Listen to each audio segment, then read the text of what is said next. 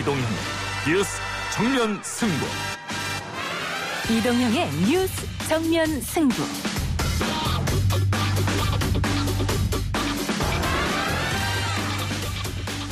청취자 여러분 안녕하십니까, 이동형입니다. CJ 대한통운 소속 택배 노동자 고 김원종 씨의 산재보험 적용 제외 신청서가 대필됐다는 의혹이 제기됐습니다.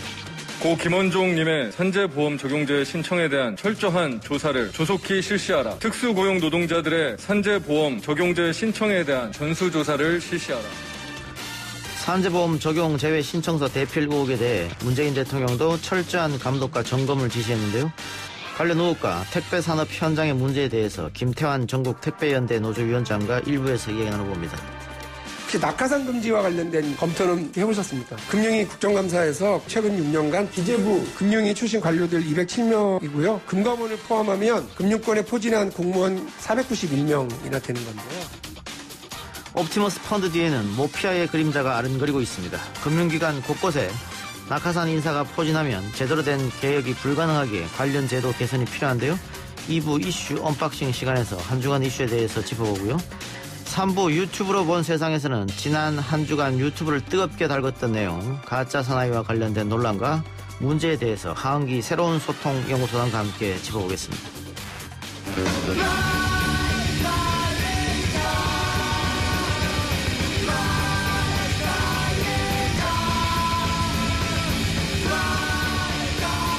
한국 인디밴드 1세대의 대표주자입니다. 크라잉넛. 크라잉넛이 데뷔 25주년을 맞았습니다. 4부에서 그들의 음악과 그동안의 활동들에 대해서 크라잉넛 멤버들과 함께 이야기 나눠보겠습니다. 10월 16일 금요일 이동훈의 뉴스 정면 승부 시작합니다.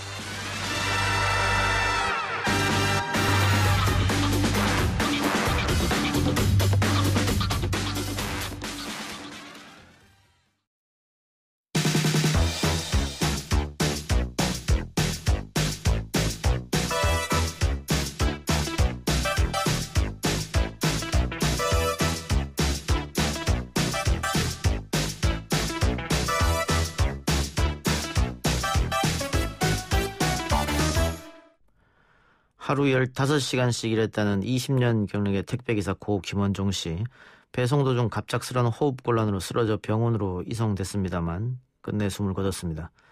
하지만 경무에 시달렸음에도 산재보험 혜택조차 받지 못하는 것으로 알려졌는데요.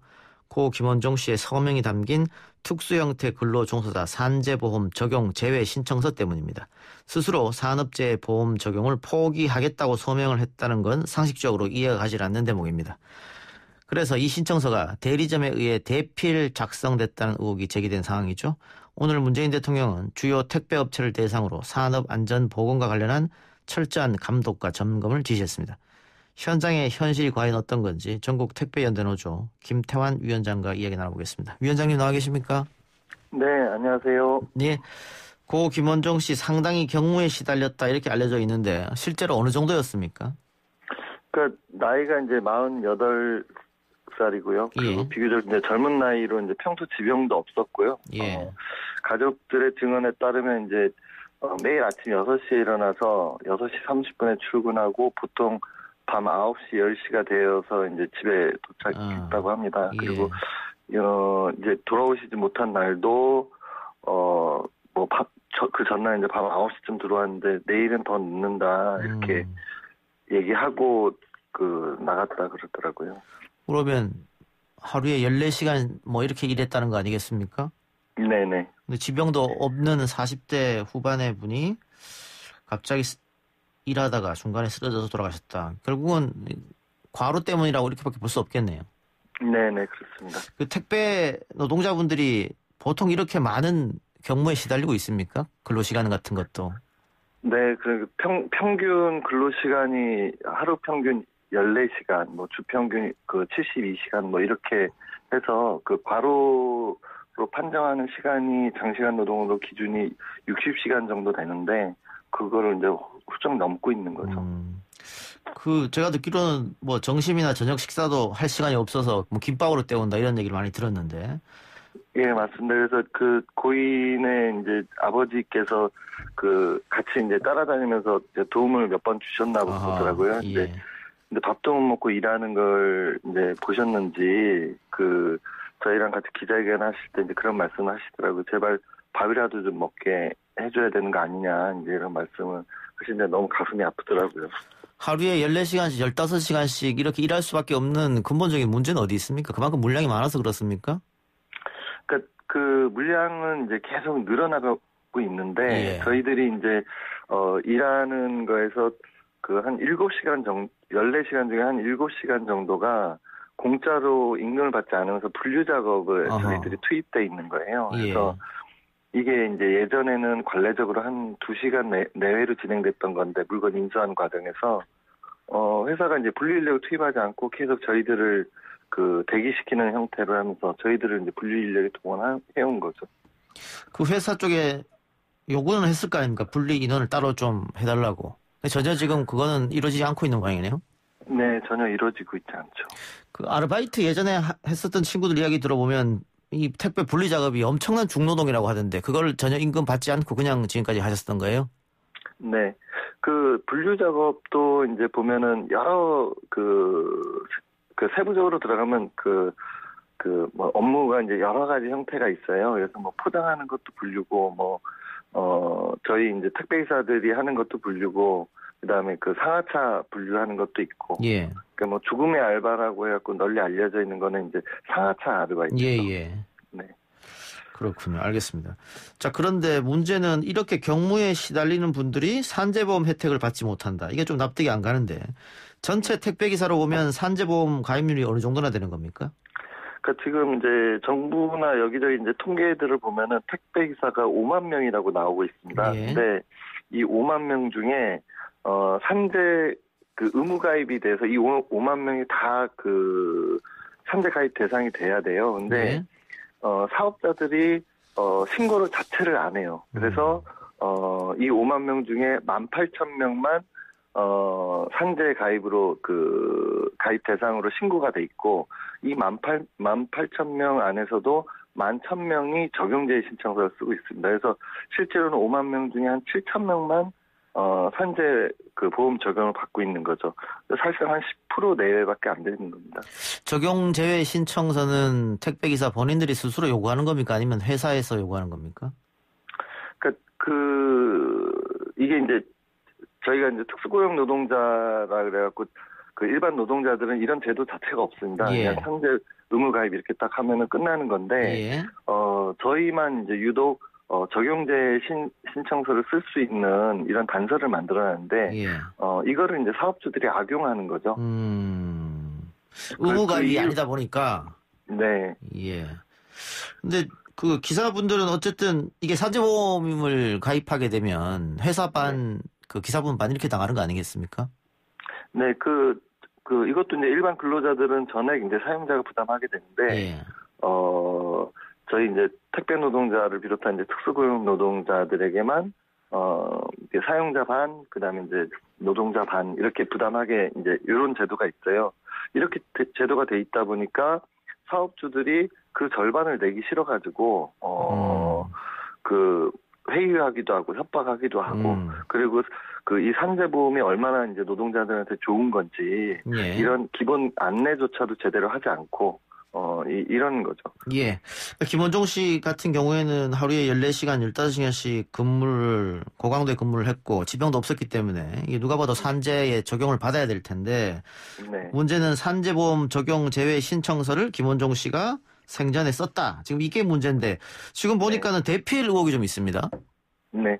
그래서 저희 노동조합에서는 이제 이걸 당연히 이제 산재 신청을 하려고 의무가 대상이니까 이제 유족분하고 이제 이걸 진행하려고 했는데 이 적용제 신청서를 쓴 거예요. 예. 보니까 그래서 너무 이제 안타깝고 속상한 거죠. 그래서 이 내막을 이제 알아보다 보니까는 이게 자필로 쓴 게 아니에요. 그 신청서에 보면은 분명하게 명시되어 있는 게 뭐냐면 본인의 의사에 따라 산업재해보상보험 적용제 신청서를 직접 작성하고 서명 날인합니다. 이렇게 문구가 써 있어요. 예. 이렇게 써 있는데 여기 그 필적이 김원종 씨 필적이 아닌 거죠. 예. 지금 다른 분의 산재보험 적용 제외 신청서를 보면 그 네. 김원종 씨 산재보상보험 적용 제외 신청서하고 똑같은 필체가 있거든요. 그러면 네네. 김원종 씨가 아닌 다른 사람이 네. 여러 사람 것을 썼다 이렇게 볼 수 있는 거지 않습니까? 그렇죠. 그런 의심이 드는 것이고. 네. 예. 혹시 뭐 회사 쪽에서 입장이 나왔습니까? 그 대리점 소장은 뭐 본인 의사를 확인했기 때문에 이건 자기들이 아니라고 얘기는 하는데 저희들이 봤을 땐 그건 별로 중요한 게 아니고 예. 우리 집 문서 계약할 때도 본인이 직접 사인을 해야 되는 거잖아요. 남이 그렇죠. 대표장을 인정할 수 없는 거잖아요. 예, 그래서 예. 이것이 실질적으로 효력이 없다. 이런 것이 저희들이 강조하려고 하는 대목이기 때문에 대리점 소장도 스스로 대피를 했다라고 인정을 하고 있는 사실입니다. 그럼 어떻습니까? 법적으로 끌고 가시는 겁니까? 이게 대리 서명이 사실이라면 공문서 위조인데. 네. 일단 대통령도 언급을 하고 오늘 했고, 예. 그리고 이제 노동부에서도 이것을 조사하겠다고 했기 때문에 일단 이걸 지켜보려고 하는 거고요. 예. 그 이후에 이제 보면서 저희들은 이제 대응하려고 합니다. 예.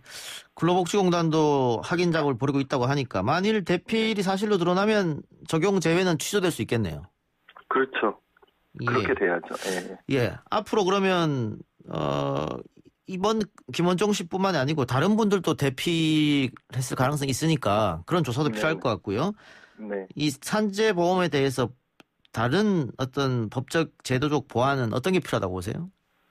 그러니까 이 적용제의 신청서 그리고 반반 부담한다 이 두 가지 대목이 끊임없이 현장에서는 이제 사업자에 의해서 악용되고 있어요. 예. 그리고 사업자가 이 제도를 악용을 하니까 산재보험이 왜 우리 택배 노동자한테 좋은 건지 이런 설명조차도 교육도 안 되고 있는 거죠. 그래서 산재보험을 적용하겠다는 원취지를 살리려면 이런 이제 반반 부담하는 거라던가 적용제의 신청 제도 이런 게 폐지돼야 되는 거죠. 아예. 알겠습니다. 마지막으로 아까 처음에 말씀했던 이 분류 작업 문제 이거는 어떤 해결 방법이 있을까요? 그 회사가 전향적으로 태도를 바꾸는 그런 방법밖에 없을까요? 저희들이 이제 추석을 앞두고 이런 이제 과로사가 계속 발생할 거라고 우려를 갖고 문제 제기를 해왔고 그거에 대해서 정부가 적극 나서면서 택배사를 설득해서 나름대로 이제 사회적 협의를 한 거라고 저희들은 생각을 하고 있어요. 예. 그 분리인력 투입하는 게. 근데 이번 이제 김원종 씨 이제 사망 사건을 계기로 보면 이분의 현장 같은 경우에 단 한 명의 분리인력도 투입하지 않았다는 게 드러난 거예요. 그래서 사실 이건 국민을 기만하고 택배사들이 속인 거다. 그리고 저희들이 이제 다음 주 월요일 날 또 기자회견을 할 건데 한진에서도 또 이런 사망 사건이 또 발생을 했거든요. 그래서 누군가는 이 정도 되면 책임져야 되는 거 아니냐. 택배사가 책임을 져야 되는 거 아니냐. 그리고 실제로 이 정도 사람들이 계속 죽고 있으면 특히나 CJ 단통 경우는 5명의 사람이 죽었는데 확인된 것만. 그러면 중대재해사업장으로 규정하고 특별 근로감독을 바로 실시해서 다시는 이런 일이 발생하지 않도록 해야 되는 거 아니냐. 저희들은 이렇게 생각하고 있고요. 그리고 회사랑 그다음에 시민사회단체랑 그다음에 이제 노동조합이랑 정부랑 이런 민과 관이 함께 공동을 구성해서 여기에 대한 근본 대책을 시급히 마련해야 된다. 안 그러면은 이 과로사는 계속 발생할 수밖에 없다. 저희들은 이렇게 생각하고 있습니다. 그렇네요. 알겠습니다. 오늘 인터뷰 고맙습니다. 네. 지금까지 전국 택배연대노조 김태환 위원장이었습니다.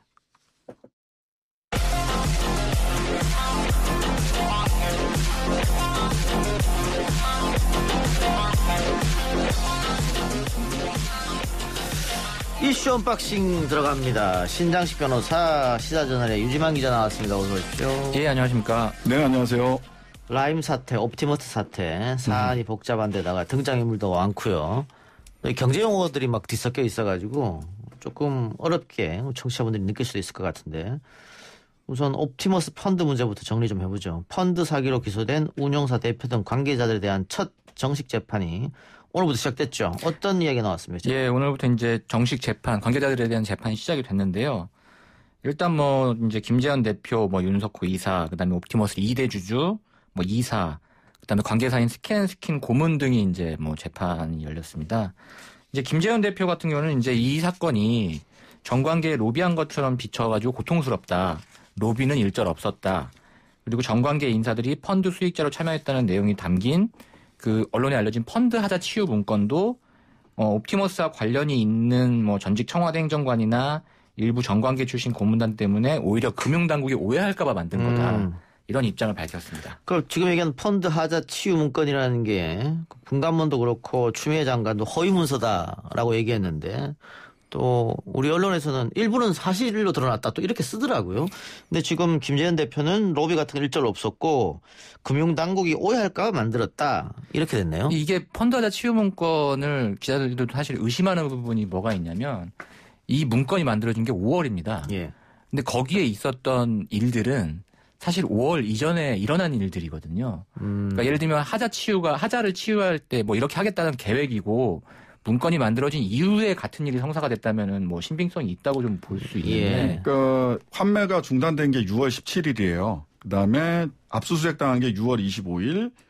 그다음에 김재현 등 옵티머스 이 사람들 구속된 게 7월 7일이거든요. 근데 이게 문건 작성 일자가 5월 달이고. 그러니까 이거는 거기에 있는 얘기가 사실이다라고 하더라도 실패한 로비 예. 계획 문건이고요. 실은 약간 이게 좀 보면 전문을 제가 다 보진 못했지만 언론에 보도된 걸로 보면 약간 왜 범죄와의 전쟁에서 보면 내가 말이야 너 서장하고 어제 밥도 먹었고 목욕탕도 갔다 왔고 뭐 이런 약간 자신을 보호하기 위한 허장성세가 눈에 좀 오히려 많이 뜨이는 예. 문건이다. 그리고 이제 두 번째로 하나 좀 지적해야 될 거는 지금 펀드 하자 치유 문건 말고도요.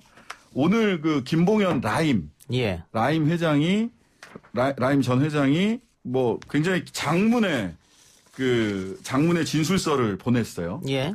검찰에다가.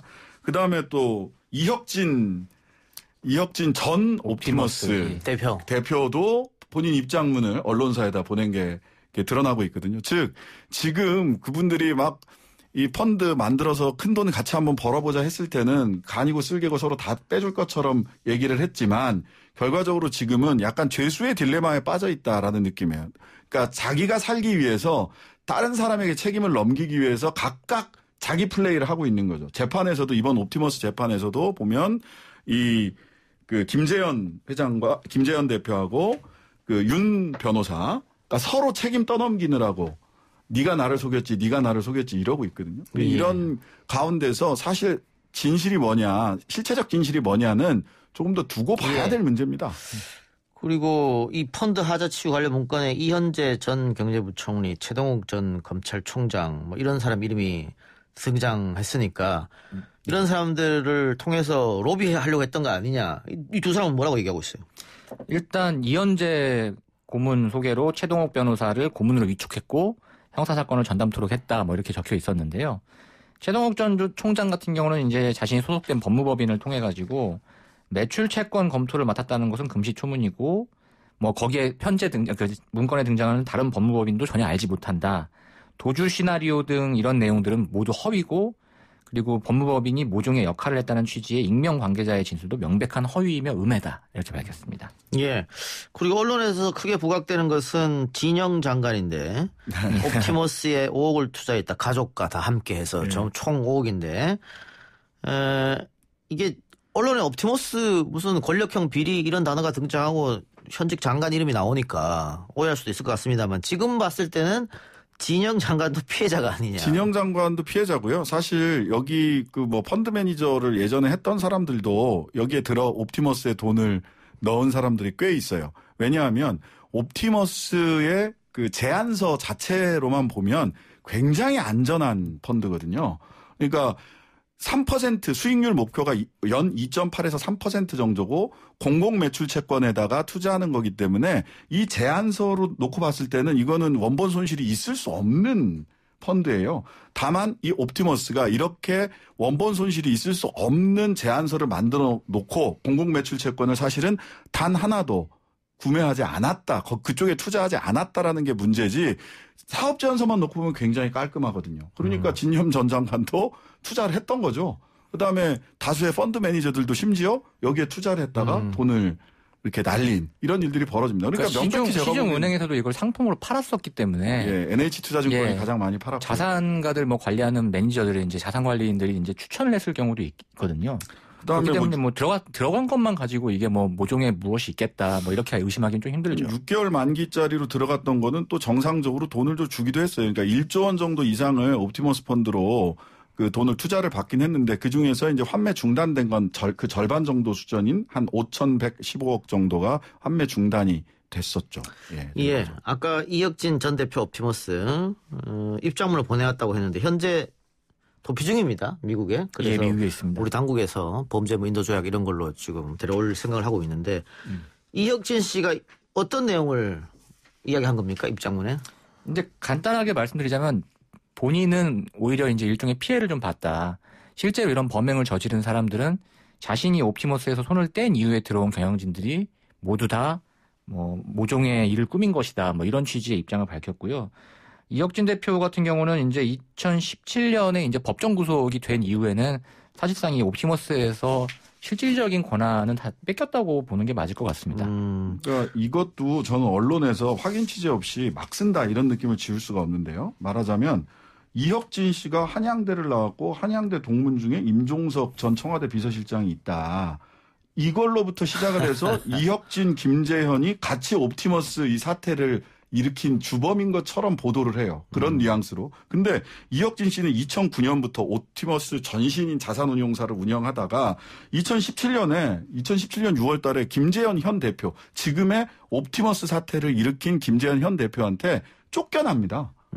쫓겨나서 서로 원수지간이에요, 실은. 그래서 이혁진 전 대표가 오히려 김재현 씨를 금감원이나 금융위원회에 고소 고발하고 신고하고 이렇게 경영권 분쟁을 굉장히 심하게 일으켰던 사람이거든요. 이 입장문에서도 뭐 김재현, 양호, 이현재 이런 사람들에 대한 불만을 쏟아냈네요. 그렇죠. 그러니까 근데 그거를 단순히 한양대 출신이라서 같이 묶어갖고 보도하는 건 이거는 확인 취재나 타임라인만 봐도 이거는 전혀 관계없는 사람이다, 이 사태와. 이혁진이 외국에 나갈 수 있도록 그냥 놔둔 것도 이 정권에 비호가 있어서 그런 거 아니냐 이런 식의 기사들이 많이 나왔어요. 예, 그러니까요. 이게 말도 안 되는 기사들이거든요. 그리고 왜 뭐 범죄인 인도 청구 왜 이렇게 늦게 하냐 이렇게 얘기를 하는데 실은 횡령 배임 건으로 이전에 그러니까 2017년 옵티머스 사태가 옵티머스 펀드가 출시되기 이전에 회사 운영 과정에서 횡령 배임 혐의가 있다라는 걸로 해서 지금 범죄인도 청구를 하는 거지 이 지금 벌어진 옵티머스 무슨 게이트 이것 때문에 범죄인 인도 청구한 게 아니에요. 예. 근데도 계속 그렇게 섞어 쓰고 있는 거죠. 예, 알겠습니다.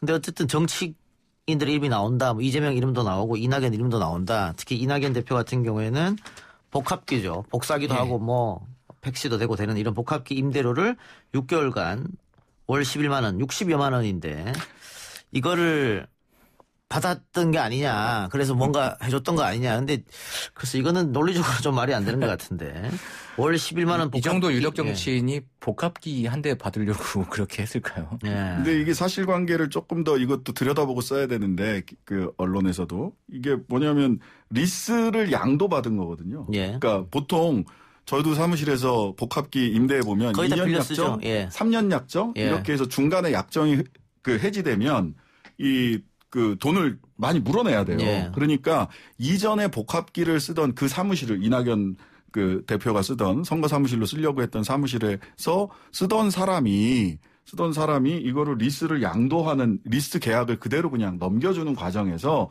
자기들이 이게 계좌가 넘어가지 않으면서 자기 계좌에서 자동으로 돈이 출금이 됐던 거예요. 예. 이런 사실관계가 있는데 이거를 가지고 전혀 정치자금법 위반의 고의가 없고 단순한 행정적 착오 정도를 가지고 뭐 정치자금법 위반 아니냐 최소한 그리고 또 나아가서 5,115억 상당의 이 환매 중단 사태, 옵티머스 사태 피해 금액이 그 정도 되는 것에서 11만 원씩 6개월 뭐 이게 좀. 예.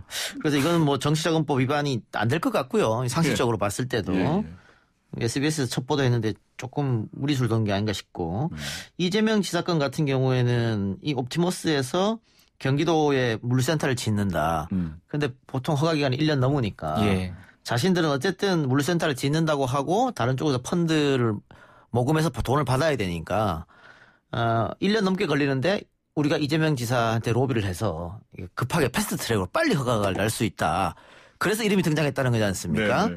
그러니까 이것도 아까 얘기했던 허장성세일 예. 가능성이 높은 것이죠. 예. 그리고 거기 출연자가 이제 그 두 명이잖아요. 최동욱 전 검찰총장과 이재명 지사. 예. 예. 최동욱 전 검찰총장을 통해서 이재명 지사에게 그 로비를 했다라고 하는데 최동욱 검찰총장도 밥은 먹었다. 그건 둘 다 인정해요. 예. 밥은 먹었지만 거기에서 그런 물류 창고 관련된 이야기를 한 바가 없다라고 이야기를 하고 있는데 괜히 등장인물만 많고 연기만 모락모락하지 실체적으로 확인된 바는 뭐 별게 없습니다. 지금까지는 그렇습니다. 예. 라임 이야기도 해보면 김봉현 전 회장이 오늘 언론사에 편지를 보냈습니다. 예.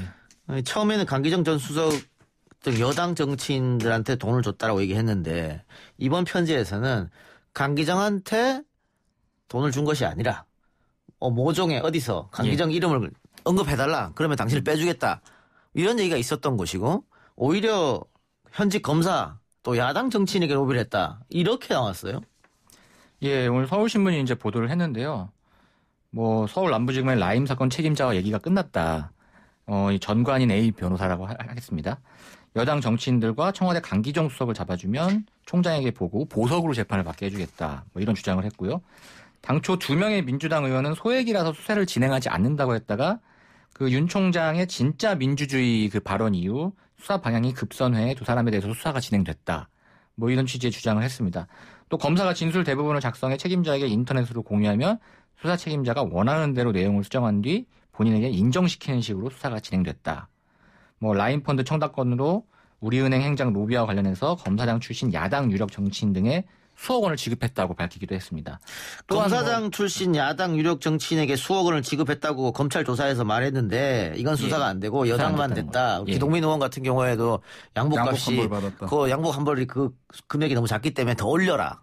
그리고 금액을. 본인이 접대를 한 검사가 수사를 받으러 갔더니 수사팀 검사더라. 있었다. 이런 얘기도 했습니다. 예. 이거 사건이 이렇게 커지는 거 아닙니까? 이게 이제 검찰 게이트가 될 개연성도 있는 거죠. 그래서 저는 이 부분에서 사실은 뭐 권력형 게이트냐 이렇게 얘기를 하는데 야당 쪽이나 일부 언론에서는 그렇게 얘기를 하는데 사실 권력형 게이트라고 하려면 최순실이나 장세동 이런 사람이 있어야 돼요. 권력을 진짜 대통령이나 가장 큰 권력을 등에 업은 사람이 그림을 딱 그려가지고 실행을 해야 되는데 지금은 각각의 여러 단계에서 뭐 기름칠을 하기 위해서 로비를 한 정황은 있지만 그 로비의 대상이 누군지도 특정이 돼 있지 않고 실제로 권력형 게이트라고 하기에는 아직까지는 그냥 카더라 게이트 정도에 머물러 있는 것 같고요. 그 성역 없이 저는 수사를 해야 된다고 보고 이 김봉현 대표도 지금 이제 자기가 살기 위해서 이런저런 진술을 하기 때문에 이 진술서 전체를 다 믿을 수는 없지만 여기에서 사실인 부분과 그렇지 않은 부분들이 좀 명백하게 드러낼 필요가 있습니다. 윤석열 총장이 힘을 실어주려면 강력한 한 방이 필요하다 이런 진술이 있거든요.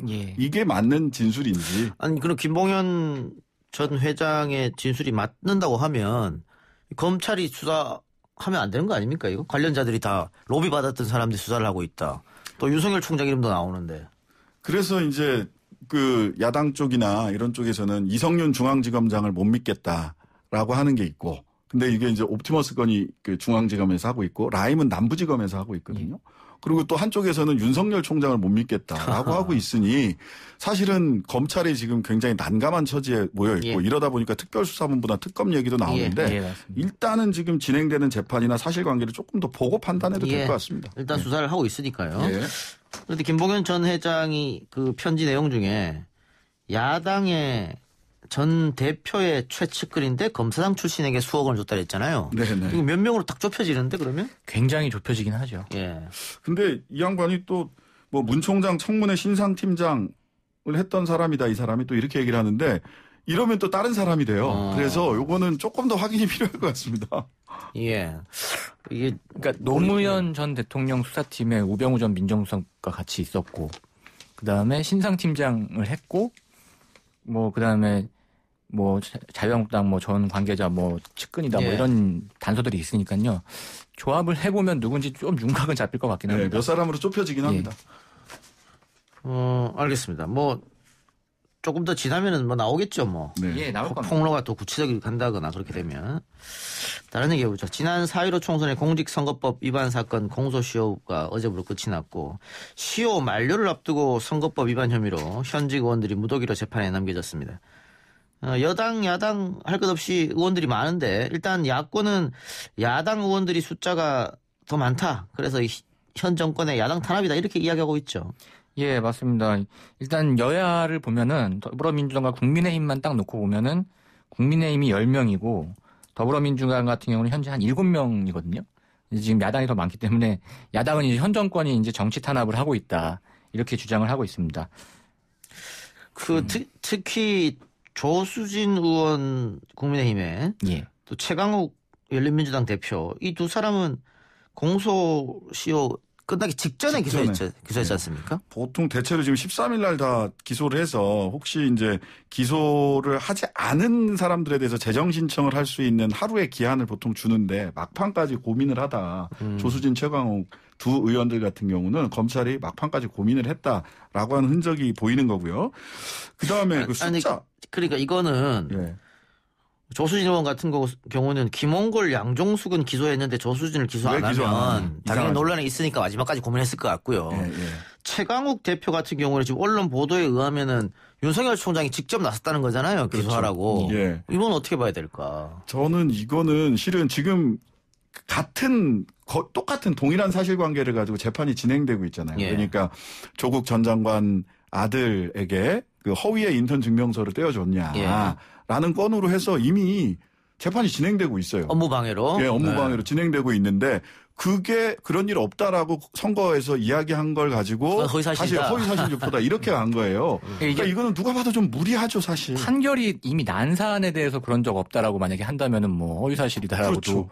할 수 있겠는데 한참 재판에 다투고 있는 상황에서 본인의 입장을 얘기를 한 걸 가지고 이건 거짓이니까 선거법 위반이다라고 말하는 건 저도 좀 약간 의아하긴 했거든요. 아니 그러면 한참 그 무죄를 주장하면서 업무방해에 대해서 무죄를 주장하면서 다투고 있는데 그러면 재판 그 선거 도중에 아이고 맞습니다 제가 이렇게 얘기를 했어야 되는 건가요 그러면? 당연히 무죄를 다투고 있는 사람으로서 자신의 소신과 자기의 법리적 판단과 사실관계에 입각해서 얘기한 걸 허위사실이다. 이거는 좀 무리합니다. 사실. 그러면 어쨌든 뭐 업무방해 재판에서 어떤 결과 나오면 뭐 허위사실인지 아닌지도 결정 나겠네요. 예, 그렇죠. 그게 무리한 기소였는지 아니는지 결정이 날 거고 이거를 총장이 직접 챙겼다는 것도 그렇고요. 한 가지만 더 말씀드리면 숫자가 뭐 국민의힘이 10명이고 여기가 7명이라서 숫자가 많아서 그렇다. 그러면 대검 보고 죄가 있든 없든 숫자를 맞추라는 얘기입니까? 그런 그렇지. 말도 안 되는.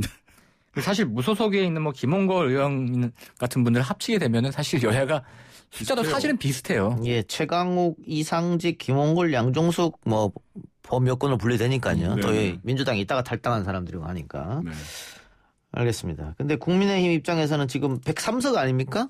그렇죠. 예. 그런데 이제 10명이 지금 기소가 됐고 이 건 말고 또 패스트트랙 관련해가지고도 또 지금 기소된 의원들 있잖아요. 네네.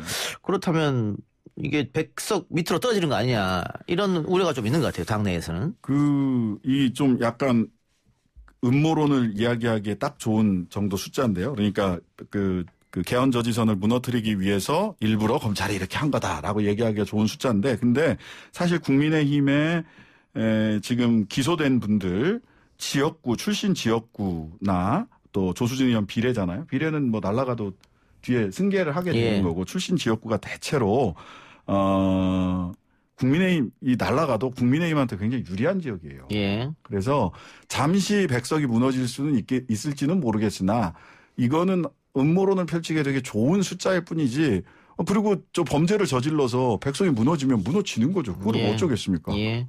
알겠습니다. 근데 이거는 이제 백석이 만일 위태롭다고 하면 서울시장이나 부산시장이나 보궐에 현역 차출은 좀 어렵다. 네. 뭐 이렇게 해서 이제 타임라인이 거기까지 미치니까 이런 얘기 나온 것 같습니다. 또 하나는 어제 정경심 교수 재판에서 벌어진 일이죠. 검찰이 표창장 위조에 30초밖에 걸리지 않는다라면서 표창장 제작을 시연했고 모든 언론이 이걸 다 받았었습니다. 예. 검찰이 30초 만에 표창장을 시연했다. 변호인단이 불가능하다고 얘기했는데 검찰이 시연했다. 이렇게 나갔는데 그 정경심 교수 측은 공소 사실과 다르다고 반박을 했어요? 예, 공소 사실과 그러니까 검찰이 지난번 공판 때 이제 포렌식 결과로서 이걸 어떻게 위조를 했다라고 밝힌 순서가 있지 않습니까? 예. 근데 어제 재판 같은 경우에는 검찰이 나머지 과정은 다 이미 만들어 오고 마지막 직인 부분만 옮기는 것을 시연을 한 거거든요. 예. 그렇게 되니까 30초밖에 걸리지 않는다라고 얘기를 하는 거고 정확히 말하면 30초밖에 걸리지 않는다라는 언론의 보도는 검찰이 말한 것을 받아 쓴 것이지 검찰의 시연에 대해서 이제 30초밖에 걸리지 않는다고 얘기한 건 아닙니다. 그 시연이라고 하면 말 그대로 공소장에 있는 대로 처음부터 끝까지 해야 되는데 검찰은 다른 데서 미리 다 만들어 오고 마지막에 그 캡처 부분입니까? 예, 맞습니다. 그 부분만 오래 붙이면서 30초밖에 안 걸린다 이렇게 그러니까 했다는 거죠. 밥을 지으려면 쌀도 씻어야 되고 안 치고 뜸들고 기다려서 그렇게 해야 이게 다 밥 짓는 시간이잖아요. 근데 자, 봐 하고 밥 다 지어놓고 밥솥에서 밥을 딱 푸면서 봐라 밥 짓는데 30초밖에 안 걸린다. 이렇게 얘기한 거랑 똑같은 거예요, 사실. 근데 기자들도 참관했을 거 아니에요. 근데 왜 이런 똑같은 기사들이 쏟아졌을까요? 이게 지금 따옴표가 돼 있거든요. 예. 이게 당시 이제 검찰 측의 말을 그냥 그대로 갖다 옮겨 쓴 겁니다. 이런 식의 용어를 썼던 거죠, 그러니까 법정에서. 뭐 몇몇 언론은 반대되는 기사를 쓰긴 했습니다만 거의 대부분의 언론이 검찰 쪽에. 근데 이거는 검찰이 사실은 포렌식 결과라는 거는 아주 명확한 데이터로 나오는 결과잖아요. 예를 들면 이 문서가 여백이 어떻고 글자 크기가 어떻고 줄간격은 어떻고 이런 것들이 데이터로 나오거든요. 근데 그대로 와서 사실 시연을 하는 모습을 보였어야 이게 진짜 30초 만에 만들어지는지 30분 이상이 걸리는지가 나오는데 나머지도 사실 여백이나 이런 거를 보면 포렌식 데이터하고 좀 많이 틀린 부분들이 있습니다. 그러니까 어제 그 어느 특정 날짜를 해서 그 검찰에서 이 아예 그 헤드라인을 이렇게 언론에서 뽑아주기를 바라고 한 얘기가 두 가지 정도가 있는데 이거 30초 이야기하고 그다음에 위조데이. 예, 위조데이라고. 위조데이라는 말을 만들어가지고 언론에다가 얘기를 했는데 저는 이거는 재판장 입장에서 판사 입장에서 보면 굉장히 불쾌했을 것 같아요. 그러니까 판사를 설득하기 위해서 어제 논고를 했다기보다는 언론을 상대로 언론 정치를 하기 위해서 검사가 이야기를 했다. 판사가 앉아있다가 저 사람은 지금 판결을 언론에서 해줄 거라고 생각하나 이렇게 기분 나빠하지 않았을까 싶을 정도로 참 사실은 어제 말이 안 됐어요. 이게 시연을 하게 된 이유가 재판부가 해보라고 그랬죠. 검찰이 그렇게 쉽게 한다고 하니까 한번 해봐라 그러면 근데 처음에는 거부했단 말이죠 검찰이. 그랬죠. 못한다고 거부했다가 이번에 갖고 왔는데 어쨌든 뭐 두 분 말씀처럼 다른 곳에서 다 하고 마지막만 이렇게 했다라는 건데 그 공소장 내용과 다르면은 시연을 했더라고 하더라도 이건 재판부가 좀 달리 볼 것 같은데요. 예를 들면 뭐 기존 재판에서 알캡처 프로그램으로 위조했다 했는데 이번에는 또 워드 파일로 할 수 있다. 예. 워드 파일에 있는 이미지를 갖다 그대로 넣었는데 제가 궁금한 건 그걸 워드 파일에 있는 이미지를 넣었을 때 인쇄를 하면은 과연 그 품질로 나올지가 제가 개인적으로 의문입니다. 좀. 그 품질로 안 나오고요. 해상도나 이런 거 다 다 이렇게 제대로 안 나올 거고요. 그 다음에 또 하나 굉장히 검찰에서 힘을 줬던 게 뭐냐면 정경심 교수 집에 있는 프린터와 똑같은 프린터를 가지고 했다. 그 프린터를 같은 기종의 프린터를 갖고 와서 거기서 시연을 했거든요. 근데 막상 정경심 교수 프린터에는 표창장 파일 출력 기록이 없어요. 예, 그건 없죠. 예. 그러니까 없기 때문에 그거는 재판부가 어떻게 판단할지 또 직인이 직사각형으로 표창장이 찍혀 있는데 이거는 검찰에서는 위조를 하다가 좌우로 늘어났기 때문이다 했는데 이번에도 그렇게 없었단 말이죠. 그렇죠. 그래서 재판부가 어떻게 판단할지는 뭐 재판 결과가 곧 나올 테니까 좀 두고 보고요. 자, 내일까지가 청취율 조사인데 우리 방송은 오늘까지니까 뭐 오늘이 마지막 날이라고 할 수 있겠죠. 그래서 청취율 조사 마지막 날 이벤트를 합니다. 청취율 동료 차원으로 커피 쿠폰 1인 2매 이벤트 진행한다고 하네요. 문자 보내신 분들 중 추첨해서 커피 쿠폰 1인 2매 드리니까 많은 참여 부탁드립니다. 샵 0945번으로 보내주시기 바랍니다. 청취율 조사 이벤트는 첫날에 해야지 마지막 날에 하면 어떻게 합니까? 답답하네요, 제작진은. 하여튼 여러분들 샵 0945번으로 청취조사 이벤트 많이 응원해 주시고 1인 2매 커피 쿠폰 받아가시기 바랍니다. 예, 샵 0945번 문자로도 주시고요. 지금 보이는 라디오로 유튜브로 나오고 있으니까 거기라도 좀 해주시고 여러 가지 방법으로 참여해 주시기 바랍니다. 두 분은 다른 라디오 프로그램도 나가고 있잖아요. 네. 나가고 있습니다. 최고죠, 저희가. 저녁 방송에서요, 뭐. 통틀어 말해주세요, 통틀어. 최고입니다. 예, 감사합니다. 여러분들께서 많이 사랑해 주셔야지만이 또 YTN 라디오가 빛이 나죠. 자, 광고 듣고 와서 클로징 하겠습니다. 오늘 두 분 말씀은 여기까지만 듣죠. 수고하셨습니다. 네, 예, 감사합니다. 아 글쎄 안 들려 들을 뉴스 없어 아무 뉴스도 귀에 들어오지 않아 듣고 또 들어도 들을 뉴스 없어 만든 게 이프로야 이동영의 뉴스 정면 승부 YTN 라디오 이동영의 뉴스 정면 승부 3부 시작합니다. 본격적 이야기 앞서서 아까 오프닝으로 들었던 청취율 조사 우리 청취자분께서 직접 전화를 받으신 것 같아요. 김한재 씨 전화 받고 YTN 라디오 이동의 뉴스 정면 승부 듣는다 이렇게 말씀해 주시고 저희한테 다시 녹음본을 보내주셨습니다. 고맙습니다. 지난 한 주간 유튜브를 뜨겁게 달군 내용을 가지고 한 주를 총 정리해보는 시간입니다. 유튜브로 보는 세상 하은기 새로운 소통연구소장 나왔습니다. 어서 오십시오. 안녕하세요. 지난주인가요? 가짜 사나이를 저희가 한번 다뤘었는데 그때 다뤘던 가짜 사나이 이야기는 굉장히 이게 히트를 했다. 네. 새로운 유튜브에 한 획을 긋지 않느냐 이렇게 얘기했었는데 최근 가짜 사나이 시즌2는 오히려 좀 안 좋은 이야기가 더 많은 것 같아요. 예, 사실 흥행 성적만 놓고 보면 히트는 했습니다. 첫 에피소드도 1300만 조회수가 넘었고 한 일주일 만의 성적인데 4개 에피소드까지 3000만 조회수가 넘었습니다. 대단하네요. 예, 근데 이제 평가의 측면에서는 좀 대체로 호평이었던 시즌 1에 비해서 이제 말들이 많이 오가고 있는 중인데요. 비판을 좀 많이 받고 있는 형국에다가 오늘은 그러니까 가짜 사나이의 제작 주체였던 피지컬 갤러리 채널에서 그 영상들을 다 내리게 되는 사태까지 발생했습니다. 시즌 1도 내렸습니까? 예, 관련된 모든 콘텐츠를 다 내렸습니다. 다 내렸다. 예. 하나하나 살펴보면 일단 가짜 사나이 시즌 2에서는 교관들이 조금 너무 심하게 사람들을 다루는 게 아니냐.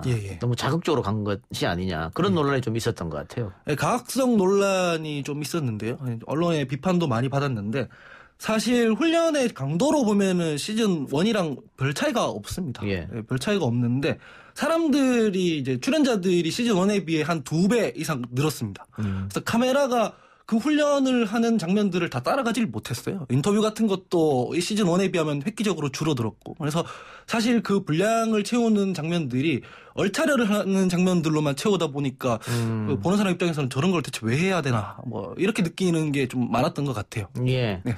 훈련을 받았던 분들은 문제 없다라고 했습니다만 어쨌든 보는 시청자들이 많은 불편함을 이야기해서 논란이 됐고 그것 때문에 시즌 1 영상까지 다 내린 건 아닐 테고요. 또 다른 문제는 지금 여러 군데에서 이 가짜 사나이에 나오는 패널들을 폭로하는 그런 형국이 지금 벌어지고 있죠. 예, 그렇습니다. 사생활을 폭로한다거나? 예, 그렇습니다. 일단 시즌 1에서 되게 유명해진 이근 대위 같은 경우는 이제 본인의 채무 문제라든가 이제 성추행 관련한 어떤 판결문까지 공개되면서 사실은 논란에 이제 불을 붙였는데요. 이제 시즌 2에 출연했던 분들에 대해서도 이를테면 과거에 카톡 내용 이런 것들이 캡처돼가지고 폭로되거나 그렇다 보니까 이제 출연자들이랑 출연자들 가족들까지 이제 악플에 시달리는 그런 상황이 됐습니다. 그래가지고 이제 채널 측에서 더 이상은 진행이 어려울 것 같다 해가지고 영상들 전부 내려버리는. 예.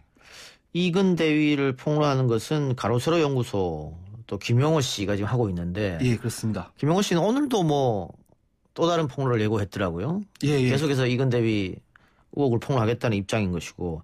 다른 출연진들은 아까 얘기한 카톡 논란 내용도 있었고. 성매매업소에 다닌 거 아니냐. 그런 의혹도 있었고. 조금 심했다고 하는 것은 다른 게 또 하나 있었죠. 그 정배우 씨인가 하는 분이 폭로한 내용.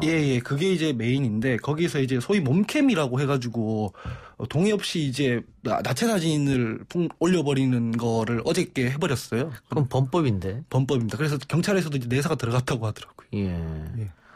그래서 아마 가짜 사나이 제작진에서 이거 그대로 이렇게 뒀다가는 예. 많은 사람들이 다칠 수 있겠다 이런 판단을 한 것 같네요. 예, 그 출연자분의 특히 이제 아내 같은 경우에는 임신 중이라고 해서 예. 지금 스트레스를 많이 받아서 좀 위험한 상황이라고까지 하더라고요. 예.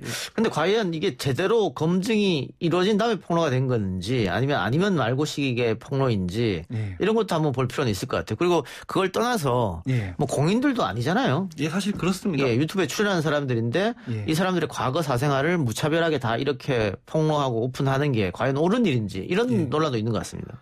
아니, 사실은 언론이나 기성매체 같은 경우에는 게이트키핑 기능이라는 게 있지 않습니까? 예. 데스킹도 하고 게이트키핑도 있는데 대개 유튜버들은 1인 미디어인 경우가 많습니다. 예. 이슈 유튜버들의 경우도 이거를 다뤄야 되는지 이 의혹을 다뤄야 되는지 다루지 말아야 되는지 취사 선택할 수 있는 기능이 전혀 없고 일단 이슈가 발생하고 나면은 그 이슈를 다룸으로 인해서 조회수를 올릴 수 있으니까 무차별적으로 그렇게 뭐 폭로를 한다든가 의혹을 마구잡이로 던진다든가 그렇게 하고 났는데 사고가 터지고 나면은 다시 사과를 하고 해명 영상을 올리고 뭐 이런 게 반복적으로 일어나는 것 같습니다. 자극적인 제목을 달아서 폭로 같은 걸 하게 되면 예. 시청자 수도 늘어나고 예. 또 그에 따라서 뭐 슈퍼챗이나 이런 것도 많이 터지게 되고 예, 그렇습니다. 나쁠 거 없다 이렇게 판단하는 겁니까 그러면?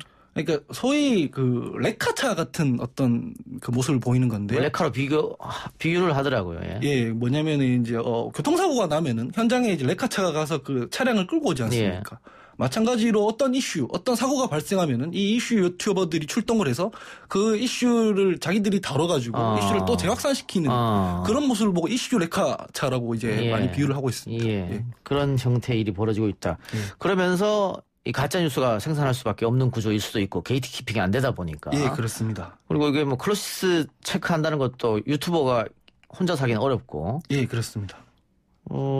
그런데 우리 하 소장도 유튜브를 운영하고 있잖아요. 예, 그래서 뭐 저 같은 경우에는 가능하면 이슈를 다루려고 하진 않고 예. 누군가가 이슈를 다루면 그게 사실인지 아닌지를 검증하는 팩트 체킹에 관련된 콘텐츠만 올리려고 하는데요. 이제 저한테도 사실은 이제 폭로성 제보들이 오긴 옵니다. 예. 오긴 오는데 이제 그거를 다루면은 조회수가 올라간다는 거를 알고 있지만 사실 그 영향이 없어요. 저희 유튜브를 하는 입장에서 생각해봐도 이렇게 방송 매체에서 다루듯이 그렇게 이슈를 취재하고 검증할 역량이 저희가 없다 보니까 좀 제보는 많이 옵니다만. 예, 제보는 옵니다. 지금 뭐 가로세로 연구소나 예. 김영호 씨 마찬가지고 또 정배우 씨라는 분 이번에 예. 논란이 된 거기도 다 제보 받고 그냥 터뜨린 거거든요. 예, 사실 그 뭐 전 여자친구의 제보를 받았다고 하면서 그 여자친구랑 인터뷰를 하고 막 그러더라고요. 예. 예, 그런 식으로 하는데 사실 일단 그 사전 검증을 해야 되지 않겠습니까? 예. 사전 검증을 안 하고 그렇게 하면 그 조회수들이 다 자기들의 수익으로 직결이 되니까 좀 그런 달콤한 유혹에 좀 빠지는 것 같습니다. 예.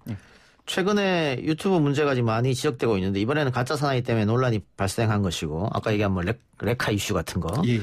근데 그 전에는 또 뒷광고 논란이 굉장히 컸잖아요. 예, 뒷광고 논란이 그 전에 있었고 또 그 전에는 한 동물 유튜버가 이제 동물들을 학대했다고 해서 문제가 되기도 했는데 동물들을 학대하는 것도 결국은 조회수 올리는 겁니까? 예, 사실 그렇습니다. 왜냐하면은 이것도 같은 문제인데요. 영향력은 큰데에 비해서 그거를 제어할 수 있는 시스템이 부족합니다. 예. 시사 유튜버들이랑 마찬가지인데 이를테면 TV에서 동물 프로그램을 다룬다고 하면은 수많은 제작진들이 이제 기획을 하고 회의를 하고 이제 제보를 받아서 촬영을 하고 편집을 해서 이렇게 내보내는데 유튜버의 경우는 자기 동물 그냥 찍어서 보내는 거지 않습니까? 예. 그리고 그 동물들을 많은 사람들이 예뻐하면 할수록 그게 또 수익으로 직결이 됩니다. 그래서 동물들을 일부러 굶긴다거나 뭐 그러면은 좀 애교가 늘어난다고 하더라고요. 일부러. 그래서 그런 모습들을 일부러 자기가 연출을 하는데 그걸 제어할 수 있는 사람은 아무도 없고 뭐 그렇다 보니까 사실상 본인이 다룰 수 없는 거를 이제 수익을 위해서 이제 아무런 제어 장치 없이 하다 보니까 그런 문제들이 발생하는 것 같습니다. 뭐 버려진 고양이나 버려진 개를 자신이 데리고 와서 예. 이렇게 케어를 잘했다 그런 걸 보여주는데 알고 보니까 버려진 게 아니고 자신이 입양한 동물인데 예, 맞습니다. 일부러 불쌍하게 보이게 하기 위해서 안 씻기고 굶기고 막 이랬다는 거잖아요. 예. 그럼 결국은 뭐 시청자를 속이는 행위인데 기만한 행위죠. 예, 그렇습니다. 뒷광고도 결국은 시청자를 속인 거 아니야? 이것 때문에 논란이 된 거죠. 예, 그렇습니다. 사실 뭐 이를테면 자기 돈 주고 이제 자기가 리뷰를 한다 이렇게 시청자들한테 말을 하다 보니까 시청자들 입장에서는 이제 그 제품에 대한 신뢰도가 쌓이는 거죠. 근데 알고 보니까 그게 협찬이었던 거예요. 그러면 시청자 입장에서는 자기가 좋아하는 크리에이터가 하는 얘기니까 그걸 그대로 믿고 있었는데 이제 저거 사실 돈 벌려고 한 거 아니냐 이런 기만당했다는 느낌을 받게 되니까 이제 뒷광고 논란이 번졌던 건데 이 기성 프로그램이라면은 사실 생기기 힘든 문제거든요. 예. 예, 근데 지금 저희가 지난번에서 한번 이 이슈를 다뤘습니다만 유튜브가 최근에 여론조사를 해보면은 가장 믿을 수 있는 신뢰가는 매체다 이렇게 꼽는 사람들이 많단 말이죠. 예. 그런데 이런 일들이 자꾸 벌어지니까 과연 신뢰할 수가 있겠느냐. 예. 그래서 이 개인 유튜버의 도덕성에만 맡겨서는 안 된다. 예. 이 유튜브 자체에서 예. 혹은 구글에서 뭔가 좀 조치를 취해줘야 되지 않느냐. 근데 구글에서 별로 움직임이 없는 것 같아요. 구글에서는 별 움직임이 실제로 없습니다. 왜냐면은 지난번에도 말씀을 드렸지만 그 슈퍼챗의 경우는 가만히 앉아서 그냥 수수료를 받아 먹을 수 있는 구조지 않습니까? 예. 그렇다 보니까 실제로 언론이나 어디 국정감사장이나 이런 데서 시끄럽게 하지 않으면 그냥 내버려 두는 이제 경향을 보이고 있는 중입니다. 근데 아까 얘기했던 정배우 몸캠 영상을 그냥 올렸던 것들, 정배우 씨가. 예. 그런 것들은 범죄이기 때문에 예. 확실한 어떤 제재 수단이 있어야 되지 않을까. 또 가짜뉴스를 만들어낸다거나 이 경우도 말이죠. 예, 그렇습니다. 사실은 플랫폼에서도 이제 가이드라인을 제대로 만들고 그 가이드라인을 위반하면은 엄격하게 제재를 해야 하는데 이게 너무 지금 잘 지켜지지 않는다거나 이를테면 아무리 그 글로벌 기업이지만 한국에 들어와서 어쨌든 영리 활동을 하고 있는 거지 않습니까? 예. 그럼 한국의 실정법은 맞춰서 이제 영리 활동을 해야 되는데 아무런 가이드라인이 없는 상태에서 실정법을 어기는 것까지 저렇게 내버려 두는 거는 이제 어떤 플랫폼으로서의 거대 기업, 글로벌 기업으로서의 책임을 방기하는 거라고 볼 수 있을 것 같습니다. 예. 네. 플랫폼으로서의 분명한 그 책임이 있기 때문에 예. 그 부분에 대해서는 구글 측에서도 아마 성실한 어떤 내용이 좀 더 나와야 될 것 같은 그런 생각이 듭니다. 예. 알겠습니다. 오늘 유튜브로 본 세상은 여기까지만 하죠. 지금까지 새로운 소통연구소장 하은기 소장이었습니다. 감사합니다.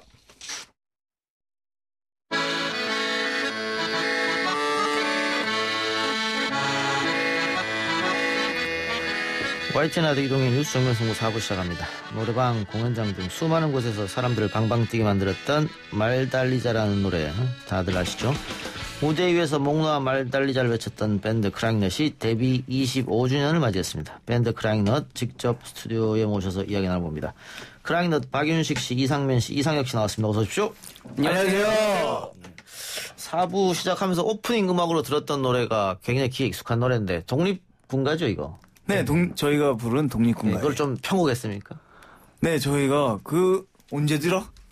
제대하고 나서 저희가 원래 불려지던 독립군가를 저희 나름대로 이렇게 편곡해서. 예, 독립군가를 편곡해서 우리가 한번 불러봐야겠다고 생각한 이유는 어디 있을까요?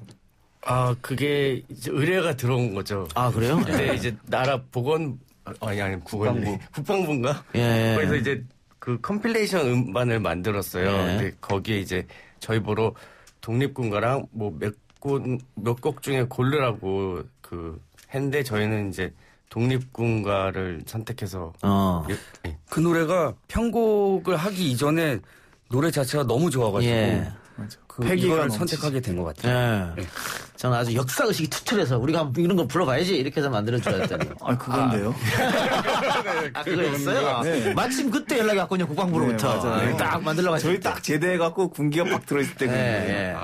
군대 얘기하니까. 군대를 밴드 멤버들이 다 같이 갔다 오셨다면서요? 네.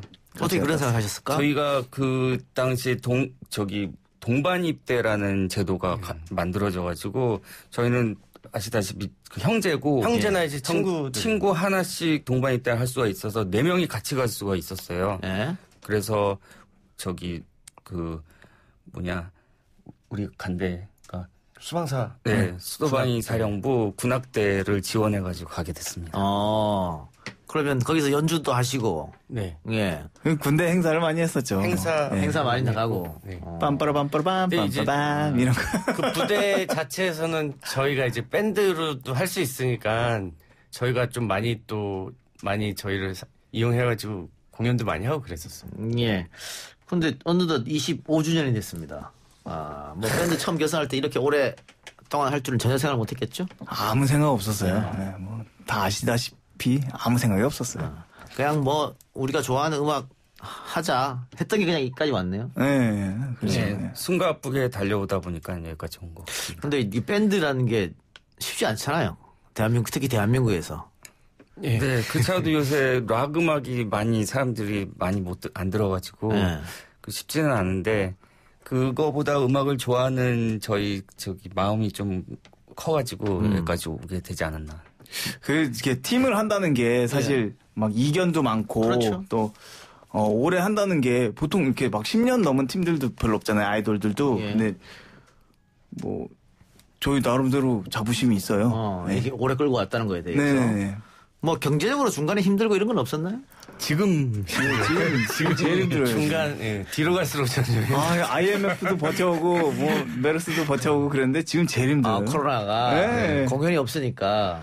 네. IMF는 공연이라도 하기는 했는데 지금은 뭐 공연도 못 하니까 참 저희가 힘드네요. 이제 밴드를 주업으로 하는 팀이다 보니까 처음부터 이렇게 생활이 쉽지는 않은 상태로 계속 하기 때문에 그 계속 점점 어려워지고 있어도 버티고 있는 거예요.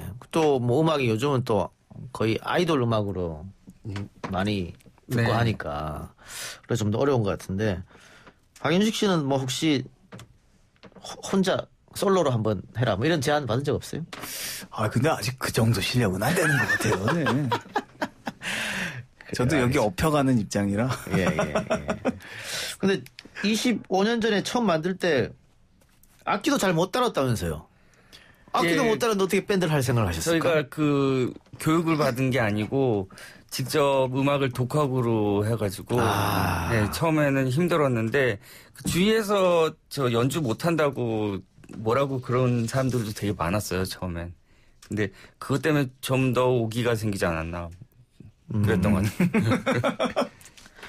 그 어린 시절부터 쭉 동네 친구라 그랬잖아요. 네. 뭐 물론 중간에 이렇게까지 25년 동안 온 거는 다행입니다만 중간에 뭐 논쟁도 있고 싸우기도 하고 많이 하겠죠. 그렇죠.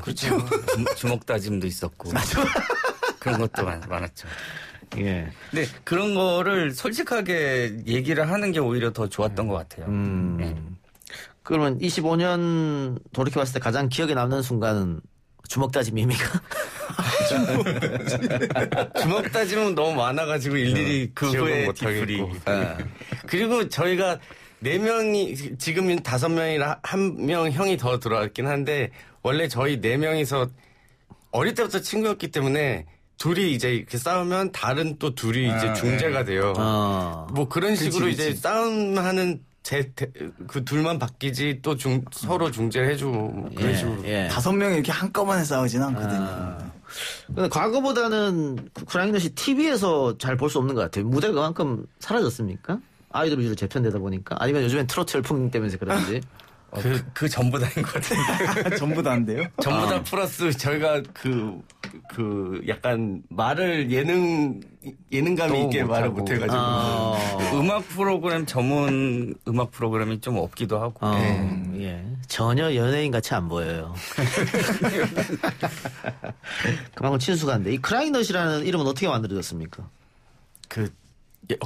되게 에피소드가 길고 재미없어갖고요. 하지 마세요. 잘 됐다. 검색해보면 나오지 않을까. 뜻은 뭐예요? 뜻은 그냥 우는 땅콩을 그냥 콩글리시를 한 거예요. 그게 이제 저희가 호두과자를 사 먹고 돈이 없어서 집까지 버스를 못 타고 걸어와서 길고 재미없는 그렇게 해서 만든 그 이름인데 그 당시 저희가 좋아하는 얼터너티브 밴드들이 무슨 스크리밍 트리즈, 스매싱 펌킨스 뭐 하는 뭐 이런 거 뭐 그런 이름들이 많았어가지고 나름 크라잉 너트 이렇게 저희가 했던 걸로 기억해요. 롤링스톤즈 이런 느낌으로. 댓글들 보면 또 노브레인하고 헷갈린다는 의견이 많은데 이런 얘기 참 많이 들었을 텐데 저희는 안 들었는데 노브레인을 크라잉 너트로 헷갈려 하시는 분들 많았어요. 아니 우리한테도 그렇긴 하던데요. 저는 이제 요새 영화 잘 봤다고 그래서 영화 나온 적이 없는데요. 저희가 좀 더 잘생기지 않았나. 비슷합니까 데뷔가? 네, 한 살이래. 1년 더 늦게 1년 더 늦게. 그래서 많은 분들이 좀 오해하기도 하고. 자, 크라잉넛 하면 말 달리자라는 노래가 가장 인기 있는 또 히트곡이라고 하던데 이 말달리자 노래는 어떻게 탄생했죠? 그때 이제 이 노래가 저희가 자작곡으로 만든 것 중에 거의 초창기 곡인데요. 그때 제가 버스를 타고 학교에서 이제 버스 타고 오다가 그냥 문득 제가 이제 드럼을 치니까 드럼으로 시작하는 곡을 만들어 봐야겠다고 그 속으로 쿵쿵 짝 뭐 이렇게 생각하면서 이제 시작했는데 사실은 그때 저희 클럽에 오시는 분들 중에 펑크 음악이다 이런 걸로 이제 술을 먹고 논쟁을 하시는 분들이 많았었어요. 예. 그래서 그런 게 뭐가 다 중요해 막 이런 게 머릿속에서 좀 반항심이 있었는데 이제 그 노래에 그걸 막 쏟아낸 것 같아요. 전혀 엉뚱한 가사긴 한데 놀랬어요. 가사에 닥쳐 이런 게 막 등장해가지고 닥쳐 네, 닥치란 거죠. 그런데 그 직장인들이 노래방에서 상사랑 같이 회식하면서 많이 부른대요. 네, 아주. 앞에다 대고는 못하고 노래로 얼마나 쌓인 게 많았으면 그렇겠어요. 잘 좀 해주세요. 근데 요새는 직장 상사들도 말달리자 직원들한테 닥쳐 이러면서 부른대요. 노래방에서 서로. 네. 노래방에서 굉장히 많이 불리는 그런 노래입니다. 엄청나게 많이 불렀겠죠, 이 노래는? 또 대표곡이기도 하고 하니까. 그래서 저희도 한번 이 노래를 듣고 계속해서 인터뷰 이어가겠습니다. 크라잉넛의 말달리자 한번 들어보죠. 네, 크라잉넛의 말달리자 듣고 왔습니다. 스트레스가 싹 날아가는 듯한 느낌이 왔는데 유튜브로 김경숙님께서 크라잉넛 군대 가서 무대에 오른 군기 빡 뜬 모습 봤습니다. 엄청 웃겼어요. 우아님께서 열정이 대단한 분들 이렇게 주셨고 김정호님께서 다죽자가 불후의 명곡이라고 생각합니다. 유민님께서는 명동 콜링 좋아요 이렇게 주셨고요. 박성경님 검찰개혁 달리자. 뉴스 시사와 노래를 접목시켰습니다. 고맙습니다. 문자로 76님께서는 울부짖는 견과류 너무너무 좋아합니다. 서커스 매직 유랑단 밤이 깊었네 말달리자 전부 다 노래방에서 부르면 스트레스가 싹 날아가는 명곡이에요. 25년 축하드리고 25년만 더 합시다 이런 말씀 주셨습니다. 고맙습니다. 지금 쭉 이렇게 우리 청취자분들께서 좋은 본인들이 좋아하는 곡들을 써주셨는데 세 분은 개인적으로 많은 곡들 중에 어떤 곡이 제일 마음에 듭니까? 저희 노래 중에서요. 저는 명동 콜링을 좋아해요. 노래 가사에 저희가 그 고등학교 때 명동에서 이렇게 그 친구들끼리 노는 그런 게 그 가사 내용이 있어가지고 되게 뭐라 그럴까 그 향수에 젖는 그런 느낌이 있어가지고 거기 보면은 그 가사 보면 다른 사람들 연인끼리 이렇게 오는데 우리는 우리끼리 있다 뭐 그런 거 있잖아요. 네. 옛날 그 모습 그대로 담아서 가사 쓰신 거예요? 네, 그때 여자친구들이 다들 없어가지고. 그때 명동에서 우리 아르바이트를 했어요. 이렇게 지나가는 유동인구 숫자를 세는 그런 아르바이트였는데. 근데 연인들이 너무 많아가지고 외로웠죠. 또 어때요? 어떤 곡이 제일 마음에 드십니까? 저는 일단 말달리자를 할게요. 저희를 많이 알린 곡이기도 하고 지금까지 제일 많이 공연에서 했던 곡이기도 불렀고 하고. 수입도 제일 많이 안겨줬죠? 그쵸. 고마운 곡이네. 예. 박유수 씨는 어때요? 저희는 저희 올해 25주년 앨범이 나왔는데 거기에 이제 다시 요번에 녹음을 했어요. 양귀비라는 노래가 있는데 그 노래가 약간 이제 좀 노력은 했지만 좀 피지 못한 꽃같이 이렇게 비유를 해갖고 노랫말이 되게 좋은 것 같아요. 양귀비? 네. 지난번에 제가 하는 개인 유튜브에 나오셨잖아요. 네. 그래서 저한테 선물을 베스트 앨범을 주셔서 이번에 나온 거. 예. 지금 제가 계속 차에 놓고 틀고 출퇴근하면서 듣고 있습니다. 감사합니다. 너무 좋은데 저는 개인적으로 밤이 깊은 내가 너무 좋아요. 그렇죠. 네. 그래서 오늘 엔딩곡은 밤이 깊은 내로 하겠습니다. 예. 그 밤이 깊은 내는 그 멜로디만 보면 신나는 음악인데 또 가사는 또 그렇진 않은 것 같아요. 양면성이 있는 것 같아요. 옛날 생각도 좀 나고. 네. 그 밤이 깊은 내 가사 중에 나의 구두여 너만은 떠나지 마오 그런 가사가 있는데 그게 그 원작자인 경록이가 저희 그 경록이가 신발을 되게 오래 신는 편이에요. 한번 신으면. 예. 신발을 안 샀지. 그러니까 다른 거는 떠나가도 신발은 오래 신고 변하지 않는다는 그런 거를 표현한 건데 어떻게 보면 되게 함축적으로 자기의 의리와 어떤 그런 것들을 계속 지켜나가는 그런 내용이 있는 것 같아가지고 예. 기억이 남아요. 밤이 깊은 내는 언제 발매된 곡이죠? 1999년일 거예요. 99년. 네. 21년 전. 제가 군대를 제대하고 복학했을 때쯤 나왔던 것 같은데 그래서 저도 이 노래를 들으면 옛날 생각도 나고 학교 다녔던 생각도 나고 그렇습니다. 예. 알겠습니다. 25주년이니까 기념 콘서트를 분명히 계획하셨을 텐데 코로나 때문에 안 되죠? 원래는 10월 내일 하려고 그랬었어요. 내일이 관객들이랑 내일 하려고 그랬었는데 이게 상황이 이쪽 5단계로 막 가고 이렇게 해서 네네. 그래서 그거 이제 취소하고 저희는 이제 11월 7일 날 비대면으로 다시 만나려고요. 비대면 콘서트. 이게 너무 아쉬워요. 아쉽죠. 준비 오래 했는데. 이 락밴드다 보니까 콘서트장에서도 다른 밴드랑 다르게 관객들하고 같이 막 호응하고 뭐 진짜 대단하지 않습니까? 그 열기가? 네. 무대에서 다이빙도 하고. 무대에서 다이빙도 하고 받아주고.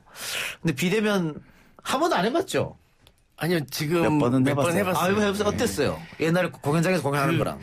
처음에 이제 비대면 처음 했을 때는 진짜 너무 어색하고 노래가 딱 끝났는데 아무 반응이 없잖아요. 시커멓잖아요. 그래가지고 진짜 어떻게 해야 될 줄 몰랐는데 그때 그런 걸 많이 느꼈어요. 공연의 반 이상이 관중이 다 한다. 관객의 중요성을 그때 알았는데 이제 비대면도 지금 한 10몇 번 하다 보니까 그래도 조금 덜 어색한 것 같긴 한데. 그나마 이렇게 모니터를 보고 댓글로 소통하는 게 있어서 그나마 좀 다행인 것 같아요. 그 유튜브로 생중계하는 겁니까? 네. 유튜브로. 근데 공연을 하면 뭐 공연 수익도 갈 텐데 비대면을 하면 그런 건 기대 못 하겠네요. 요번에 이제 저희가 비대면으로 11월 7일 날 공연하는 거는 이제 유료로 가입하신 분들만 볼 수 있거든요. 그래서 그거에 대한 공지는 이제 왜 음원 사이트 이렇게 멜로 시작하는 거기에 멜론? 거기서 공지가 나와 있을 것이다. 네, 22일부터 이렇게 한다고 그러더라고요. 예. 크라잉넛 팬들은 어쨌든 그렇게 해서 볼 수 있으니까 오랜만에 공연을. 근데 오히려 이렇게 또 아주 멀리 계신 분들도 이제 서울까지 오기 힘드신 분들도 이제 그걸 가입하시면은 볼 수도 있으니까. 그건 또 색다른 장점이 외국에 계신 분들도 그렇네요. 볼 수 있는 뭐 이런 시대가 온 것 같아요. 근데 25주년 됐으니까 팬분들, 그러니까 뭐 10대였던 팬이 지금은 중년이 되고 애엄마 되고. 뭐 팬클럽 이런 것도 있습니까? 카페나? 네, 소통을 계속 해요? 예. 기억 남는 팬이 있습니까? 기억에 남는 팬. 섬뜩한 팬들밖에 숙취 음료 있잖아요. 거기 회사의 따님이 선물로 숙취 음료를 준 적이 있어요. 그리고 저희보다 나이 많은데 이제 그 형은 저희가 첫 공연을 했을 때 이제 그거부터 얘기하면 안 되는데 나이가 저희보다 10살 많은데 항상 이렇게 머리를 이렇게 닭머리로 하고 항상 관객석에서 우통 벗고 이제 손가락 마크를 항상 하고 있는 형이 있거든요. 그 형은 진짜 아마 평생 팬인 것 같아요. 9656님께서 15년 전에 락 페스티벌에 갔는데 크라잉넛이 나오자 사람들이 갑자기 모두 미쳐 날뛰어 생명의 위협을 느꼈던 때가 생각납니다.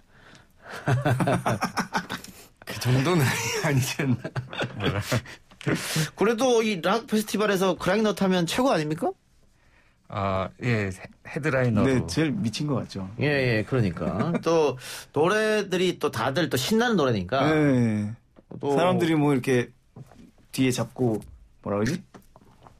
헤드뱅잉도 하고 이제 몸으로 막 모싱도 하시고. 박윤수 씨도 노래 부를 때 막 뛰어다니잖아요, 무대를 그냥 계속해서. 네, 저도 많이 뛰어다니고 있어요. 체력적으로는 문제 없어요? 그렇게 콘서트 몇 시간씩 하면? 아직까지 그런 거는 없는데요. 좀 노래를 요즘에는 많이 하다 보면 중간에 너무 배가 고파요.